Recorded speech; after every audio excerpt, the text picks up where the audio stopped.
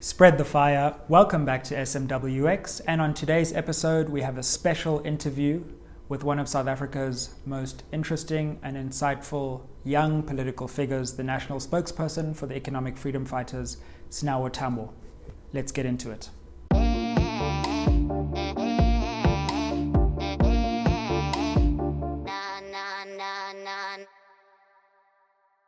Sinawo, welcome to SMWX. Thanks for having us, man. Congrats on the platform. Thank you so much. Since 2019. I understand that you're quite an avid viewer of SMWX. Absolutely, man. I think I've only missed the Zuma episode, not for any political reason. I haven't watched it, but it's a good platform. Thank you. We're proud of it. Thank you so much. Thanks for coming. It's really great to have you. And I wanted to start with a personal question, which is EFF members, once again, were recently effectively assaulted in the chamber of the National Assembly. What does that feel like when it's actually happening? Take us into what it's like to be a member of parliament who gets removed for effectively asking questions. Yeah, man, I think it's a bit, I don't think one can get used to it, because it was one of my first encounters in parliament. So I became a member of parliament during COVID. So I haven't really had a real interaction with parliament and its processes and even the heckling and the debating. So at first it's a bit of something to get used to. But of course we went into parliament on that day to hold Cyril Ramaphosa accountable because he's been had allegations against him of money laundering and kidnapping and concealing a crime. So we went in there. I think the day before there was an EFF member who had been there, Phala Phala, and she was assaulted and harassed. And I think on that day we were burying the grandmother of Dr. Musendra's. And seeing those scenes sort of evoked quite a bit of injustice amongst us, especially some of the young MPs. I remember I spoke to a lady and we were like, now we have to go there. And I think we took the first flight in the morning, we were on the same flight. And we were like going through it like, now we have to make sure this guy doesn't speak, because like, we have to make our presence known. We haven't had a chance with the young members of parliament here, so let's just make sure like this guy accounts for this thing, or otherwise he doesn't speak.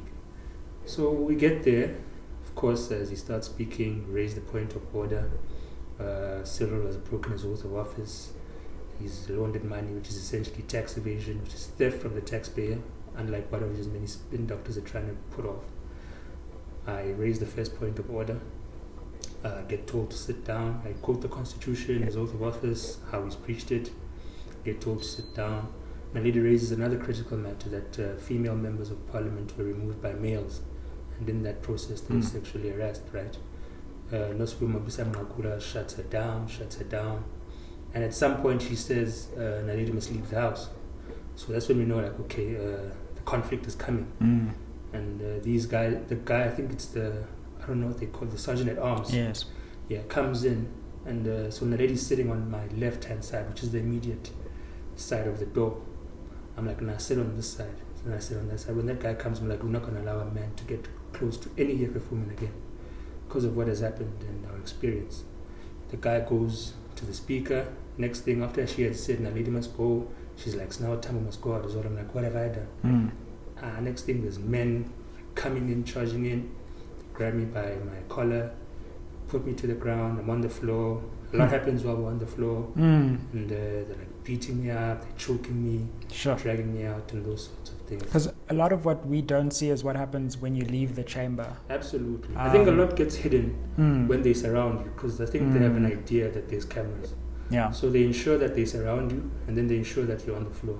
So a lot of the interchanges and exchanges, the swearing, beating up, the choking, the kicking, happens there. And I think one of the things we managed to pick up is that these are not like trained security guards or anything like that. These are common people, probably members of the ANC or someone they've been able to identify who have no political background or no political conscience. And you can hear how they interact, like swearing, using vulgar words. So there's a set of personal interaction, like they've been paid to make sure that they harm these people. Beat you up in the chamber, they beat me up outside the chamber, they beat me up in the precinct. And it was quite an experience. But I think youth is what is making us not feel as traumatized as one would ordinarily be from being beaten up, because we're going to go back and we're not going to change our approach. and whether they call bouncers, and I know now they've opened counter charges against our assault charges because they're trying to sort of neutralize the whole thing. But it's not going to deter us. Cyril Ramaphosa has to account. So it's fascinating to hear that, but it also makes me a bit worried about a potential pattern of violence that is being targeted towards opposition parties with a special focus on the EFF. So there have been a number of tragedies. We look at the Hillary Gardi incident. We look at one of your MPs, Mr. Mutsamai, whose daughter was tragically, I don't even want to go into the details, but who's no longer with us. A hijacking of the former spokesperson, Vuyani Pambo. You were involved in a close person in your life nearly being abducted. No one's talking about the fact that this looks like a targeted campaign of intimidation, or at least has the makings, or could be, and that has deeper democratic consequences. Yeah, I think when it comes to the EFF, people don't share the same sympathies, in terms of us being victims of violence. So it seems to be exciting or not as interesting or not as alarming when members of the EFF are subjected to grotesque violence. We see it in Parliament, we see it when people are just interacting with all of these tragedies. There's no level of sympathy. I'm not sure if we portrayed ourselves as being willing sites for violence.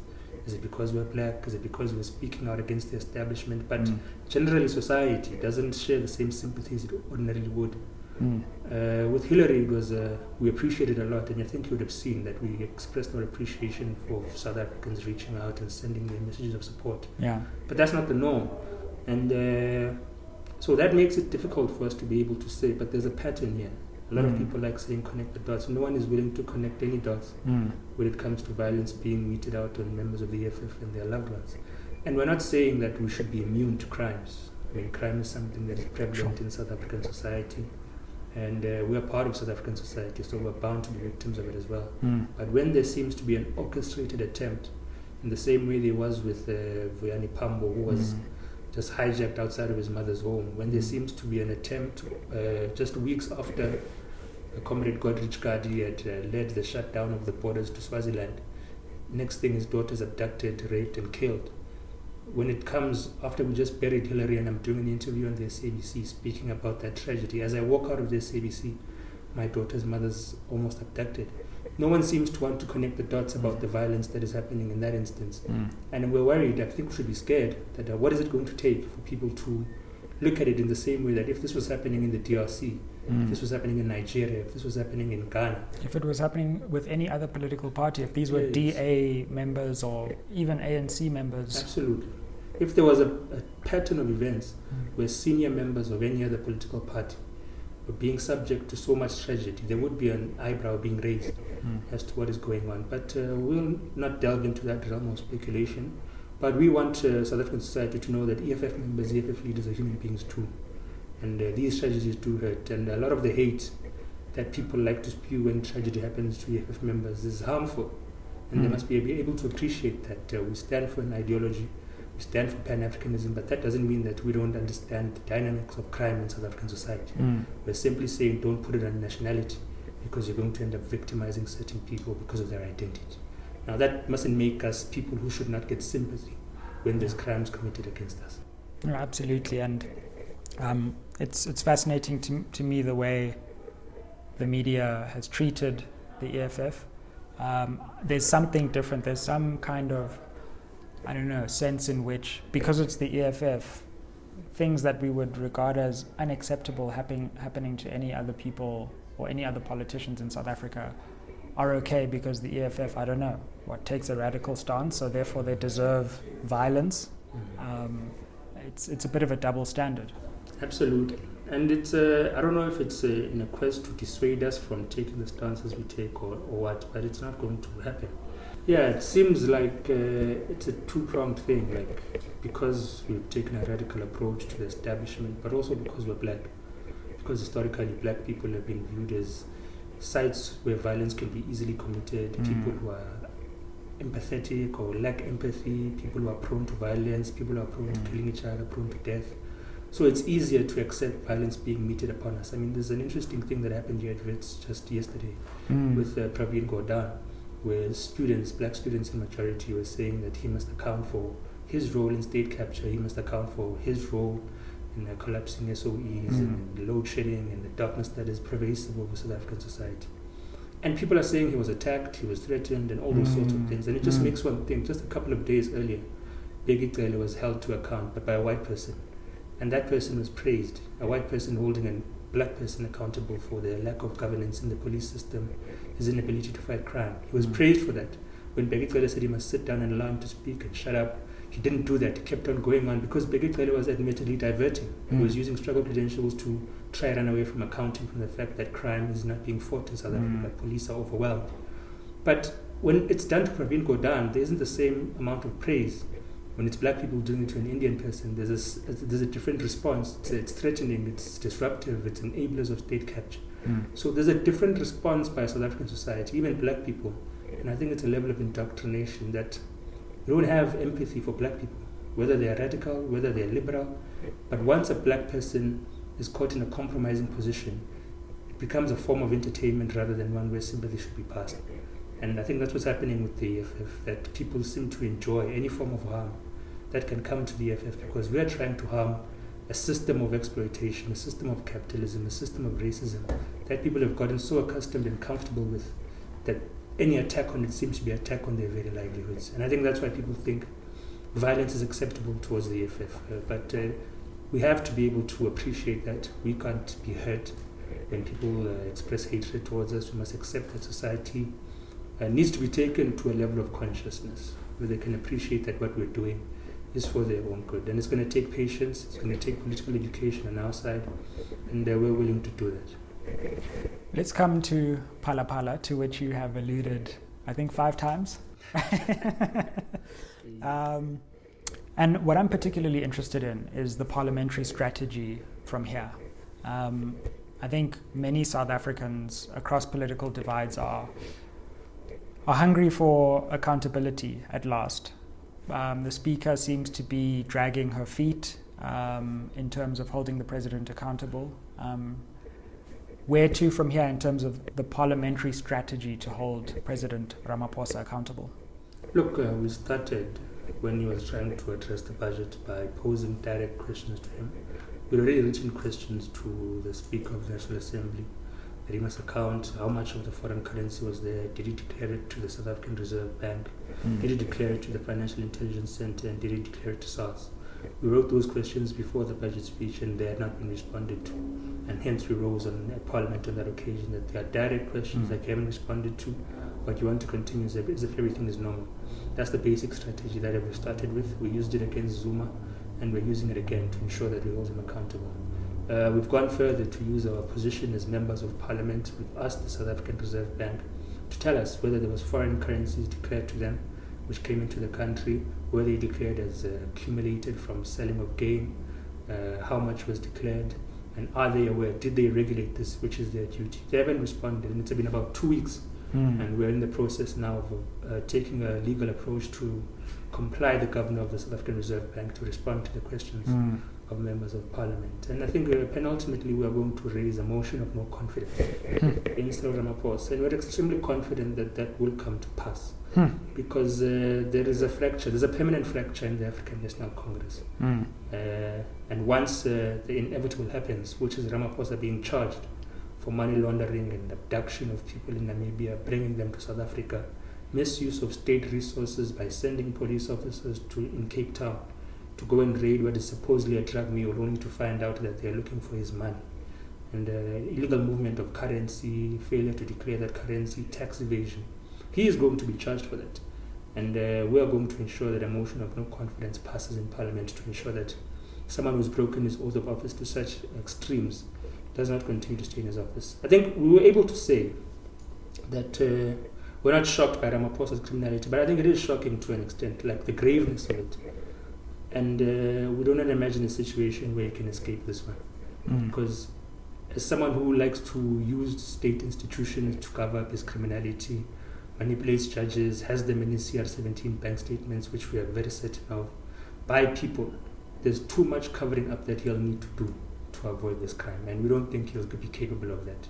He's going to have to backdate too much documentation. He has to infiltrate and compromise the South African police services, infiltrate and compromise SARS, infiltrate and compromise the Financial Intelligence Center, the South African Reserve Bank, Parliament, the Public Protector. And of course, he's on a mission to do that with the judiciary as one of his starting points. But there's going to be someone somewhere within one of these institutions who's going to raise the alarm bell that we're being made to do wrong things. Already in Phala Phala, they were telling us in that police station that they are being coerced into backdating police statements. And that's the type of alarms, that's the type of thing that we want to encourage active citizens, functionaries, and bureaucrats within these institutions to do. They must not allow themselves to be complicit in criminality. And in terms of the motion of no confidence, which I'm quite interested in, do you think that would be something that the EFF is going to bring? Is this different to the ATM motion of no confidence that I think is still, in abeyance at the moment? Do you see yourselves coordinating with other opposition parties? How do you see that being brought? There will have to be a coordination with other political parties, as we had done in the past. So in an attempt to avoid a motion of no confidence with Jacob Zuma, the last one which would have passed, Zuma resigned before that motion could come to be. But it was going to pass had he continued and insisted on being state president, even though we had fractured their caucus. So it's going to take coordination amongst the opposition political parties. We don't rule out working with the African Transformation Movement. We don't rule out working with other political parties that are showing an appetite to hold Cyril Ramaphosa. The Democratic Alliance doesn't seem to be sure where it stands, because on one end it seems to be asking pressing questions, and then on the other it wants to sort of create a buffer zone for Cyril Ramaphosa and approach him with a level of respectability. But sooner or later, it's no longer going to be politically expedient to be in support or to be seen to be in cahoots with Cyril Ramaphosa. And when that expediency goes away, the DA is going to turn his back on him, and the majority of his caucus of the ANC is going to turn his back on him. Fragile caucus already, and we expect him not to make it to a second term. Sinawo Thambo, thank you for joining us on SMWX. Thank you very much. I hear you.